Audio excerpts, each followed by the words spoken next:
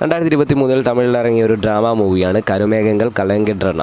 Direct ചെയ്തിരിക്കുന്നത് തങ്കർ ബച്ചൻ, അഭിനയിച്ചിരിക്കുന്നത് ഗൗതം മേനോൻ, ഭാരതിരാജ, അതിഥി ബാലനൊക്കെയാണ്. സിനിമയുടെ പ്ലോട്ട് എന്ന് പറയുന്നത് ഒരച്ഛനും 3 മക്കളും. 3 മക്കളിലെ ഇളയ ആൾ ഈ അച്ഛൻ്റെ കൂടെ താമസിക്കുകയാണ്.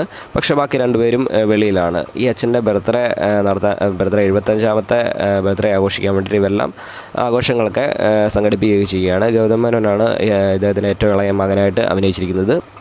പക്ഷേ ഈ സമയത്ത് ഈ അച്ഛനും മകനും തമ്മിൽ, ഗൗതം മേനോനും ഭാരതിരാജയും ഇവർ തമ്മിൽ സംസാരിച്ചിട്ട് 10 വർഷമായി. കാരണം ഒരു പ്രൊഫഷണൽ ഈഗോയുടെ പേരിലാണ് ഇവർ തമ്മിൽ സംസാരിക്കാതിരുന്നത്. ഈ ദിവസം സംസാരിക്കാമെന്നുള്ള രീതിയിൽ ഗൗതം മേനോൻ ശ്രമിക്കുന്നതും പക്ഷേ ആ ദിവസം പറ്റുന്നില്ല. അതിനുശേഷം ഭാരതിരാജയുടെ ക്യാരക്ടർ ആ വീട്ടിൽ നിന്ന് ഇറങ്ങിപ്പോവുകയാണ്.